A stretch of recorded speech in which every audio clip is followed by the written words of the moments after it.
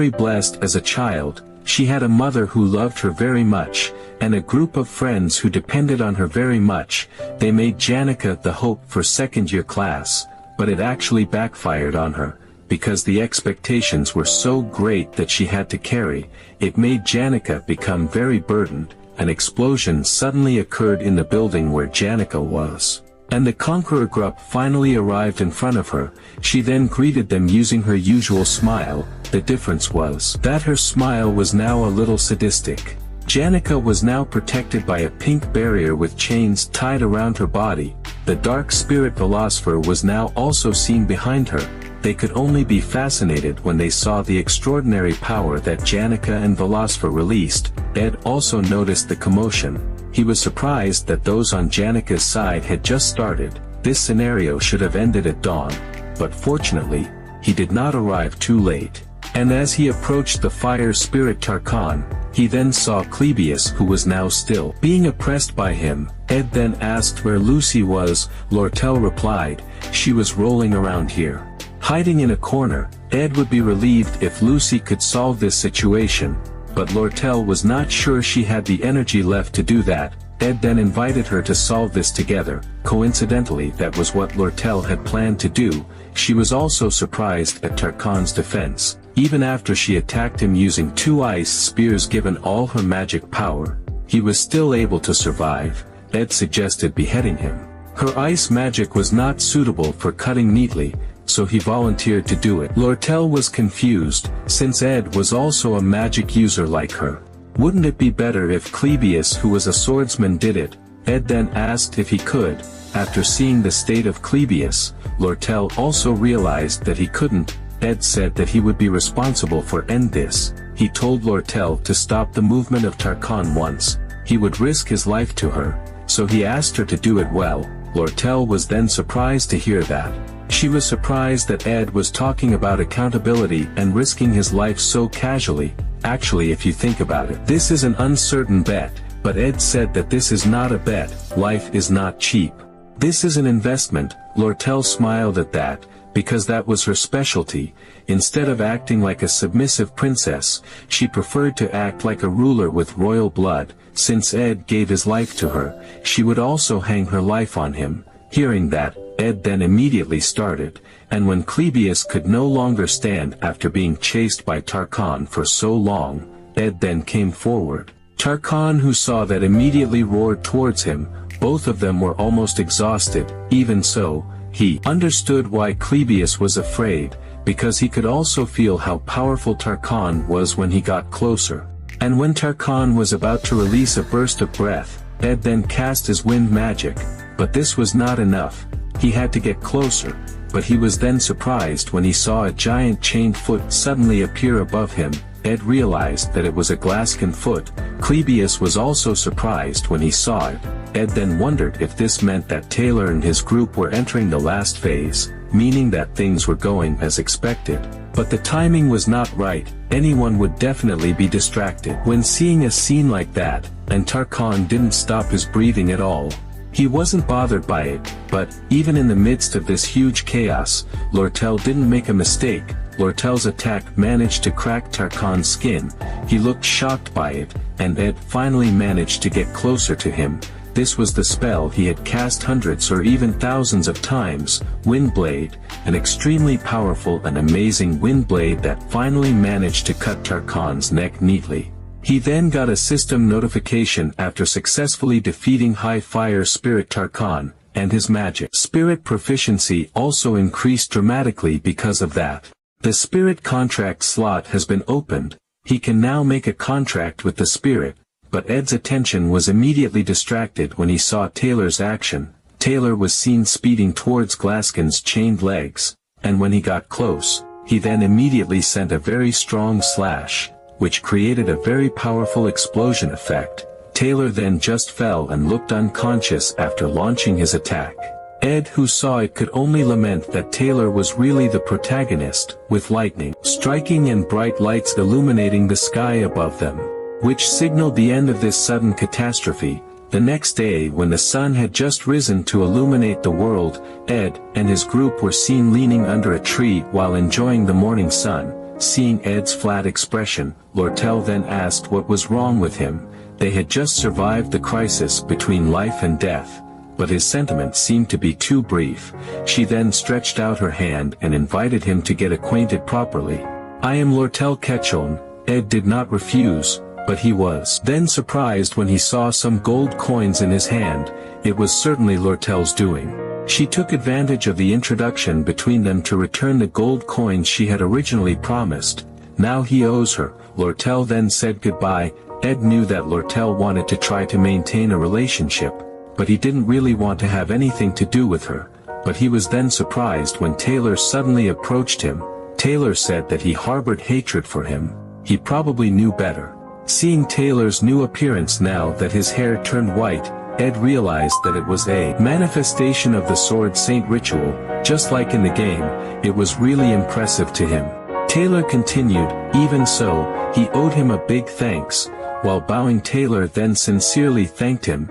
Clebius, who saw that, then told Taylor not to be so polite to people like Ed. One day, he wouldn't be surprised if he would stab them in the back. He almost died because of him.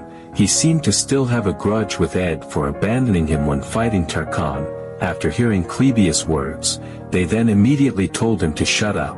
Phinia also admitted that Ed had a big contribution this time. She then invited him to enter the student council, but Ed immediately denied it and refused his invitation.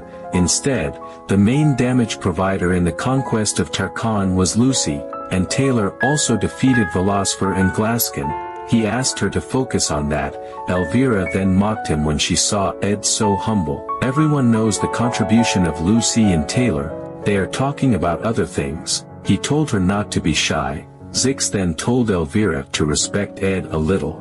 Because he was her senior, Elvira was annoyed that Zix always took his side. Zix only asked her to show respect to Ed, so as not to affect the original storyline too much. He kept his distance from the main characters, but, when he saw them now, he couldn't help but feel warm. Even Ed couldn't help but smile at this moment, watching them in this world, playing their own roles, solving their own problems time after time. Taylor, who became strong in every trial, Isla, who became strong for Taylor, Phinia, who accepted her destiny as a princess, and slowly matured, Zix, who found his own way in the cracks of society, Clebius, who grew his confidence, and Elvira, who realized that pleasure and satisfaction are not everything in life. Lortel, who spent her life buried under a pile of gold coins, questioning her own life, all the main characters, with their respective roles, and in the end, the trophy of success. Realizing this fact, Ed then went to the place that he couldn't visit during the scenario. He then walked towards the cupboard beside the duel arena, looking at the cupboard lying in front of him. No matter how he thought, there were some things that felt lacking. That's why he was here, to shine light the success of the protagonists. Someone had to stay behind the curtain. Janica just chuckled when Ed found her. He then recalled when he was with Lortel. He asked why Janica was having a tantrum. Lortel said that she seemed to know the reason. She once happened to look into Janica's room. What she saw, there was a lot of sincere thanks, but, on her spacious desk, there was not even room to fully open a book. The quote stuck on the wall weighed on her shoulders like a stone. The solution was actually very easy. Just remove all the quotes from the wall and clean the table full of gifts piled up. But Janica's misery was that she was like a fairy tale character who was impossible to do such a thing, feeling compelled to repay every kindness and sincerity with all her efforts. It was certainly a reckless act. There was no need to explain how stupid her thoughts were. The Velocipher dived into that darkness. Then Janica's tantrum could not be prevented. But Ed was confused. Why did it happen 1 month earlier than he expected?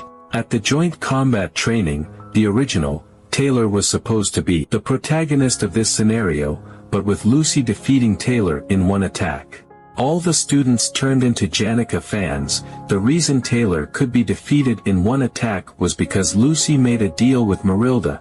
The opportunity to make a contract with Marilda arose because she often went to the North Forest, and she often went there because it was the perfect place for her to take a nap. The place to sleep was made by a character who was supposed to leave the stage at the beginning of Act 1. After being discovered by Ed, Janica just said she felt she knew why Lucy liked to nap here. It was very comfortable. She just didn't expect Ed to find it this easily. She thought the others had forgotten about her amidst all the chaos. It was a bit painful for her, after walking so proudly on the big stage, then forgotten after the problem was over. She thought they would immediately look for her whereabouts after seeing her disappear, but Ed said that she was hiding because she didn't want to be found. Janica didn't dodge. She didn't expect to be found this quickly. Even though she wanted to hide a little longer before going out, Ed then asked why. Janica replied, she wanted to almost ugly cry now. Ed could only be silent hearing that. He then recalled the plea made by Marilda at that time. It seemed like a plea to save Janica from this incident, but he felt that it was impossible, because only he knew the future. Maybe what she meant was when everyone burdened Janica with attention, she probably thought that someone who kept her distance without being interested in Janica, could be someone she could rely on. But in the end, Janica's attempt failed. She tried to make a contract with the new high elemental spirit, but she rushed to do the summon ritual, then ended up being devoured by the dark spirit, and destroyed the faculty building in the process, studying and practicing magic until midnight, smiling for the sake of family, friends, and professors who supported her. But when she tried so hard to meet everyone's expectations, she must have had a really hard time in private, since that process itself was beautiful. Ironically, it made her failures also beautiful. Ed wasn't sure if this could comfort her. He then called out to her and said, "You've worked very hard." The parade of protagonists proudly crossed the stage above, amidst the applause and amazement. Meanwhile, backstage was quiet and dark. The end of Villain Act 1 was covered by the highlighted protagonists. Janica could only shed her tears after getting consolation from Ed. The spirits then suddenly floated to light up the room beautifully. Ed was amazed when he saw it. He had never witnessed a scene like this before. Of all the times he watched Act 1, only now he felt he had finally reached the end point. His magic spirit then rose to level 10, and some spirits began to have an interest in him, including the high wind spirit Marilda. Before he knew it, it had been 10 days since Janica's disciplinary committee finished. She confessed all her wrongdoings, and stated she would accept any punishment. However, from the first trial, her professors and friends came to her defense. At the second trial, Fenia declared she would not prosecute for the attempted murder of royalty, and testified that Janica, controlled by the philosopher, had no ill intent. Lortel acted to address the injuries and damages. The Elk Merchant Association fully funded the repairs without charging, of course. They made additional provisions to have the budget for the academic supplies they distributed to the school, and the final result of the trial was, Janica's privileges as a top-ranking student were revoked. All honor awards were returned. She was banned from entering Ophelis from the next semester. She was also kept under house arrest for 10 days and suspended for 20 days. But in exchange, she was not expelled from the academy. The professors and friends who supported her cheered happily when they heard the news. It was like a heart-wrenching youth drama. The friends were grateful that it was over, but they looked at Janica, who still looked gloomy. They felt that Janica must be very stressed at this time. Then, it was their turn to act. They then served Janica with drinks and ate sweet food to comfort her. They also whispered to never mention the Glasgow incident, and don't show unnecessary worry. Moreover, don't ask how she feels. It's better to talk about light and ordinary topics. They then agreed on that and prepared to encourage Janica. But Janica suddenly said, liking and loving someone, why do these two feelings feel so different? They were surprised when Janica suddenly talked about it. Janica then stammered, saying that it was about her friend. Blushing, she said, her friend was dreaming. After arranging a flower arrangement for someone, she was suddenly called from behind by someone. The person looked like Ed, who looked like a prince with his white horse. She then placed the flower arrangement on Ed's head and said that she made this for him, and they then had fun together. Janica said that her friend kept dreaming like that, but they immediately knew the truth behind Janica's clumsy lie. Because she couldn't even see anyone during the 10 days of house arrest, but they pretended not to know and asked, Then what did her friends say again? Janica said. She sat in the room and daydreamed. Suddenly that person's face always appeared in her mind. Hearing that, one of her friends named Anise immediately ran away on the pretext that she had promised to help the assistant professor. Now only Clara is left. In order not to hurt Janica's sensitive heart, she must have this conversation. Slowly and carefully, one mistake will spread to the whole school, because this is the love story of Janica Faye Lover. She then called Janica and said, maybe you are thinking too much about it. Liking or hating someone is more complex than she thinks. Janica then asked, is it? Clara continued, isn't it better to just be honest with your feelings now? Isn't it better for you or for that person? Janica felt that Clara had a point. Clara then suggested to be careful in talking about this sensitive issue in the future. It could not be good for her reputation, or her friend, or that person. Janica finally realized that. Clara was relieved because she managed to prevent rumors. Janica then thanked her for her advice. She said she would go back to the Ophilus Hall first to report on her suspension, while Clara just said she would sit here longer. She needed to think about something. She then waved her hand towards Janica as a form of farewell. Clara could finally be relieved after successfully encouraging Janica and preventing Janica from becoming more depressed. Back to Ed. He had been saving money endlessly, but thanks to Phinia, his fees for the next semester were waived. He then bought some equipment with the gold coins he had now. He was then surprised when he saw Janica in front of him. He had been avoiding her, but now that Act 1 starring Janica was over, Ed then took the initiative to greet her. He felt that maybe it didn't matter if he greeted her first.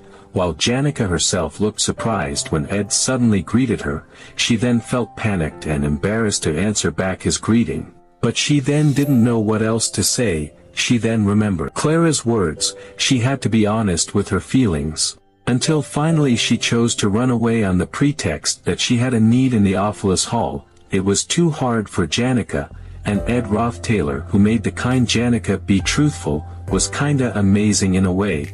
But Ed then decided not to think about it too much, because he was going to be very busy too. Looking at the spacious land in front of him, it was time to build the cabin he planned. On the first day, it started with selecting a shady, spacious, and inconspicuous location, then started with leveling the land. On the third day, he started collecting wood.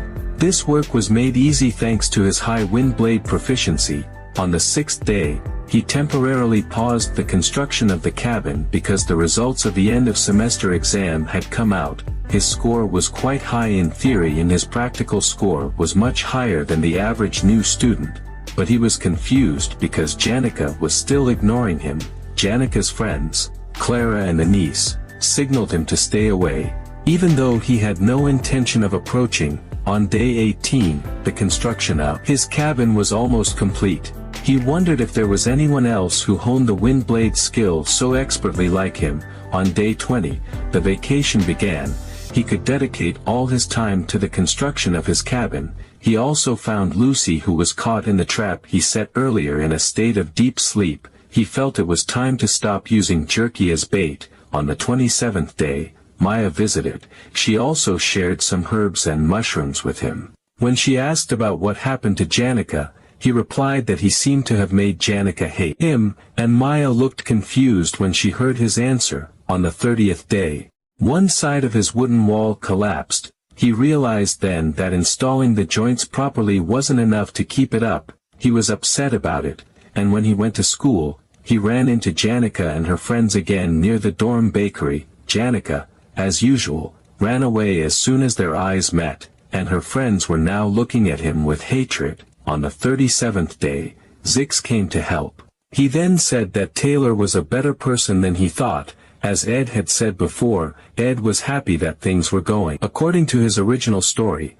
Zix then asked if they were going to hammer this whole side too. Ed said no. He told him to leave that part alone. It was a place for sloppy smoke. And on the 45th day, Ed then walked to the cabin he had worked so hard to build. He then sat down to enjoy the fruits of his labor. Neither the floor nor the walls had been polished, and there was not a single piece of furniture. This was just a cabin made of rough wood, but it has this outer wall and roof. No insects can enter if the door is closed. Ed then stretched his neck while smiling slightly. A system notification then appeared.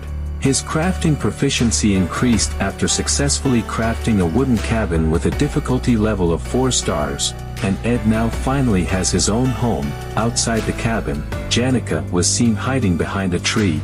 She was currently peeking at Ed with a feeling of embarrassment. Ed then thought about what else he needed to add to his cabin. He felt that adding walls, floors, furniture, a fireplace, and a fence might be a good idea. He also felt that it would be good to have a small storage shed for firewood and other items. Ed suddenly noticed the presence of someone on the roof of his cabin. That person turned out to be Lucy, who was now fast asleep on the roof. But Ed was then surprised when he saw someone suddenly greeting him. That person was Janica. Ed then greeted her back. He also asked what made her come here. Janica immediately sweated and could only smile awkwardly at his question. She then recalled her conversation with Maya. While combing her hair, Maya told her. At that time she visited the forest and saw an interesting sight at Ed's camp. Janica then asked if she meant his hut. Hearing that, Maya then asked how she knew.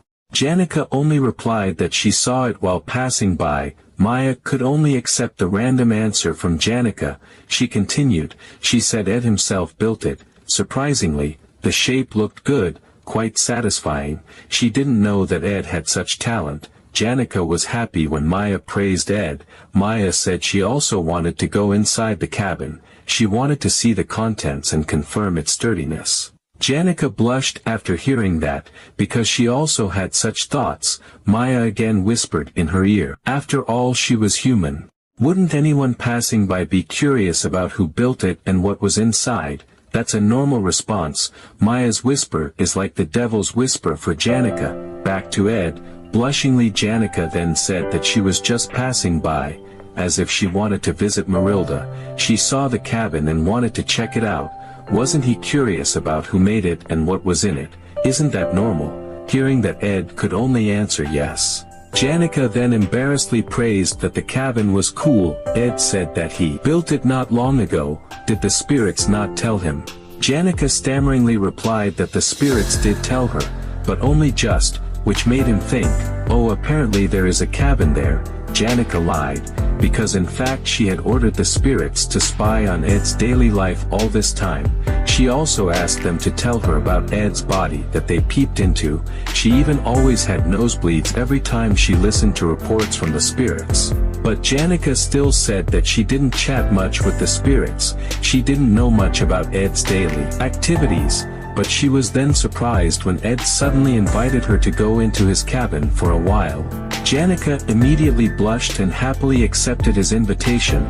Once inside, Janica was amazed and wondered if Ed himself made all this, and without realizing that night had finally arrived, they then made a campfire to warm themselves. After receiving a cup of warm water from Ed, Janica then said that she owed a lot this time. Even the princess and Lortel went that far. There were also friends who offered to lend her dues money.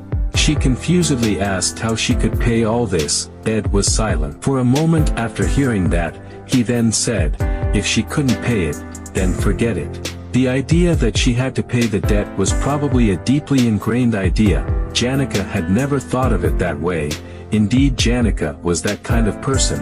Her problem started because she was burdened by that sincerity, something that many people didn't understand. Although there were many people who offered to provide help, or lend her the dues money, she then decided to choose to enter the outdated Dex Hall instead of the upper-level Ophilis Hall, perhaps to reduce her debt even a little. But in Ophilis Hall, one room is for one person, while in Dex Hall one room is for 8 or more people.